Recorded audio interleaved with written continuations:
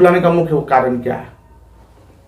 देखिए, विगत कई महीनों से हमारे यहाँ गोड्डा लोकसभा क्षेत्र के जो सांसद हैं निशिकांत दुबे जी, वो लगातार चर्चे में बने रहने के लिए कई महीनों से 10 दिन का अल्टीमेटम दे रहे हैं सरकार गिराने, और तरह तरह की बातें लगातार सामने आ रही है। चाहे ईडी जो कार्रवाई झारखंड में कर रही है, चाहे सीबीआई जो कार्रवाई कर रही है, इनकम टैक्स डिपार्टमेंट जो कार्रवाई, और भी जो सेंट्रल एजेंसियां हैं, उनका जो भी कार्रवाई है, इनको सबसे पहले खबर होती है, विभाग से पहले सांसद को खबर होती है, और लगातार देखा जा रहा है कि ये ट्वीट करके अपना जो बात है वो रखते हैं। लेकिन जो इनके अंदर जो खामियां हैं, जो इन्होंने जो धन अर्जित किए हैं, उसको ये नहीं बताते हैं। लगातार ज़मीन खरीद का जो मामला था देवघर में, और उस पर कई एफआईआर हमने किया।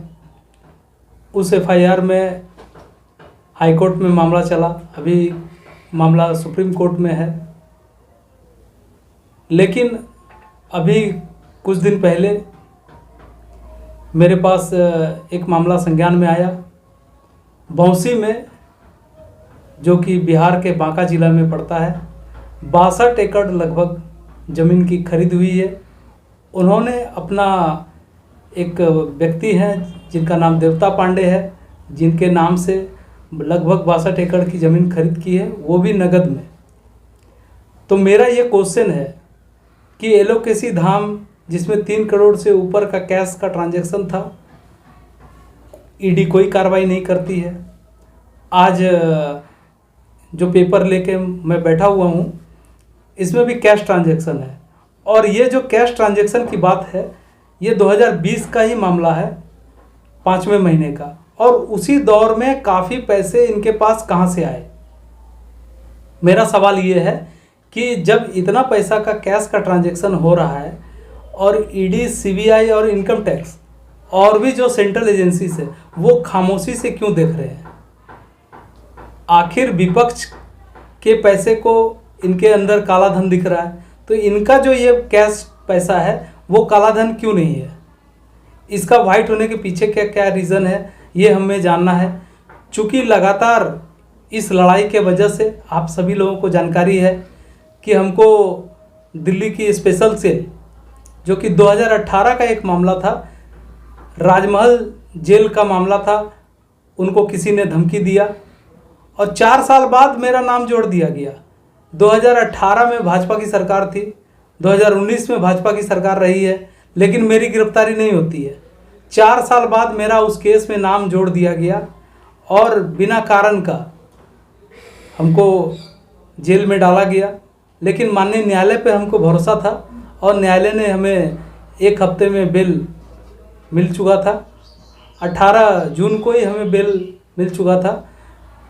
लेकिन जिस प्रकार से दिल्ली पुलिस स्पेशल सेल कार्य कर रही है, मेरा मोबाइल फिर भी बेल होने के बाद भी 15 दिन बाद दिया गया। आज मेरा जो लाइसेंसी पिस्टल है वो अभी तक जमा है, और ये जो पूर्व में देवघर नगर थाना प्रभारी थे रतन सिंह, और दिल्ली स्पेशल सेल के हमारे केस के जो आईओ हैं पंकज परासर और निशिकांत दुबे, इन लोगों ने सुनियोजित योजना बनाई है मेरी हत्या की। आज इसीलिए प्रेस और मीडिया के सामने आके हमको बताना पड़ रहा है, ये लोग मेरी हत्या कराना चाहते हैं, ताकि जो सारा मामला लगातार मेरे द्वारा उठाया जा रहा है, जो भी मामला हम संज्ञान में ला रहे हैं लोगों के बीच, भ्रष्टाचार का मुद्दा, यह पूरी तरह से दबाया जा सके। गोड्डा लोकसभा क्षेत्र में इनका जो झूठ है, वो ये जो फैला रहे हैं कि विकास के नाम पर इन्होंने इस क्षेत्र में जनता के पैसे को लूटा है, उसका इनको बताना पड़ेगा। इन्होंने देवता पांडे के नाम से सैकड़ों एकड़ ज़मीन क्यों खरीदे हैं, और भी कई दस्तावेज मेरे पास हैं जो मैं समय समय पर जारी करूंगा। देवता पांडे निशिकांत जी संबंधी है, उनका जो है संबंधी रिश्ते में भाई लगते हैं। अच्छा। और ये तो ज़्यादा बेहतर निशिकांत जी बताएंगे कि वो किस प्रकार के उनके भाई हैं, और वो जो भी बौंसी में ही रहते हैं। जी शायद उनका घर वहीं है। और दूसरी बात है कि ये देवघर में इनका आवास है, देवता पांडे का। और जो पूर्व में एलोकिसी धाम जो इन्होंने खरीदा है उसमें भी ये गवाह है, और शिव धाम में भी ये गवाह है, गवाह के तौर पे। मतलब हाँ, इनका साइन है। जी साइन है। और तो ये जो 62 एकड़ जमीन, ये लगभग कितने रुपये का, कितने मूल्य का है? ये करोड़ों में है लगभग। अगर मार्केट वैल्यू देखा जाए तो वो 100 करोड़ से ऊपर की प्रॉपर्टी है। तो आपने कहा कि जैसे कि ये कैश में दिया गया, तो 100 करोड़ का कैश में उन्होंने ये दिया है? कैश में इन्होंने जो है करोड़ों में, अभी तक जो दस्तावेज है मेरे पास उसमें ये दो जमीन का पेपर है। अच्छा। इसमें कैश 60 लाख के आसपास है। दोनों एक में 60 लाख, एक में 28 लाख समथिंग है और अच्छा। दूसरे में बाकी है। अच्छा। और ऐसे करके इन्होंने कई पार्ट में, कई टुकड़े में जमीन को खरीदा है अच्छा। ताकि लोगों को धोखा दिया जा सके। सर सारी जमीन देवता पांडे के नाम? जी जी, सारी देवता जमीन। पांडे करते क्या है इसमें तो इस जो पेपर है, दस्तावेज है, उसके अनुसार कृषक बता रहे हैं। और आपको जानकारी देने के लिए बता दें कि ये जो पहले एलोकिसी धाम में जो कैश की बात थी उसमें 50 लाख कैश देवता पांडे से ही इन्होंने लेने की बात इनकम टैक्स में दी है। ये बड़ी बात है। देवता पांडे झारखंड के निवासी हैं या बिहार के? झारखंड में बम्पास टाउन में देवघर में वो मकान बना के रह रहे हैं जी। अच्छा। अब बाकी डिटेल्स हम इसमें दिए हुए हैं, आपको मिल जाएगी कागज में। अच्छा, आप एक गंभीर आरोप लगा रहे हैं कि जान मारने की, ऐसा क्यों लग रहा है आपको? ऐसा इसलिए महसूस हो रहा है क्योंकि मेरा पिस्टल लाइसेंसी था और झारखंड में ही उसको परमिशन था, लेकिन दिल्ली पुलिस ने जो है यहाँ से झारखंड से बाहर ले जाने का परमिशन नहीं था, लेकिन यहाँ से ले जाके वहाँ उन्होंने जमा कर दिया। इसीलिए मेरा बेल होने के बाद सुप्रीम कोर्ट का रूलिंग भी है कि अगर किसी भी व्यक्ति का अगर जमानत हो जाता है उसको विदिन ए वीक उनको सारा सामान जो जब्ती सूची में है उसको दे देना है।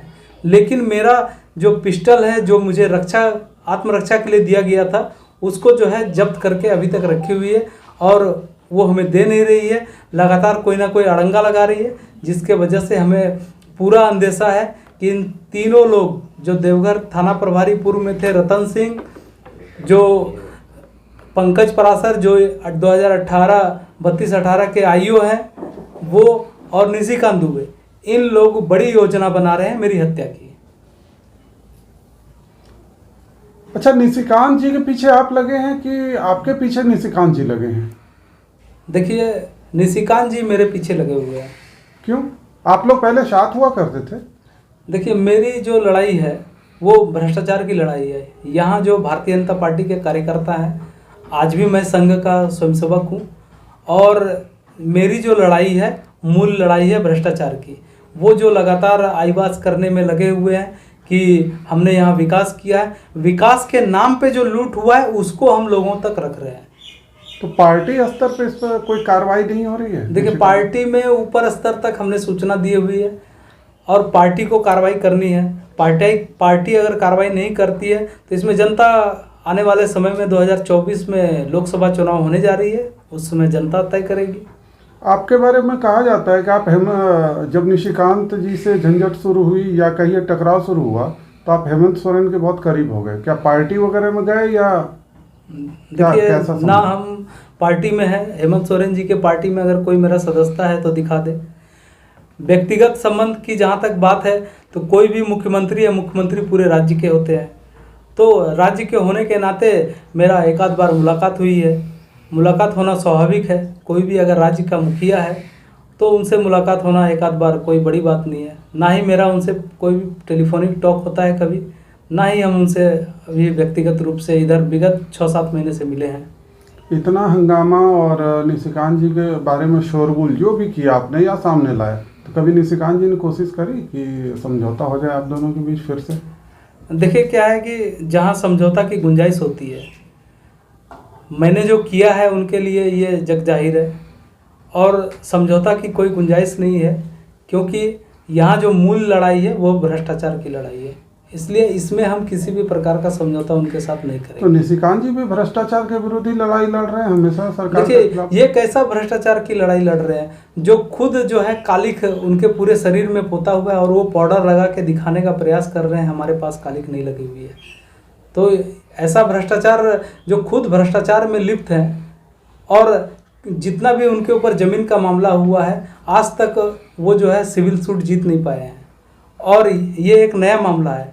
आप जो दस्तावेज आप देखेंगे तो उसमें आपको पता चलेगा 2020 में ही इसकी खरीद की गई है। आखिर उस समय इतना पैसा कहाँ से उनके पास आया, उनको जनता के पास और प्रेस के पास आके बताना चाहिए कि 2020 में इतने बड़े पैमाने पर पैसा का हेरफेर कहाँ से हुआ।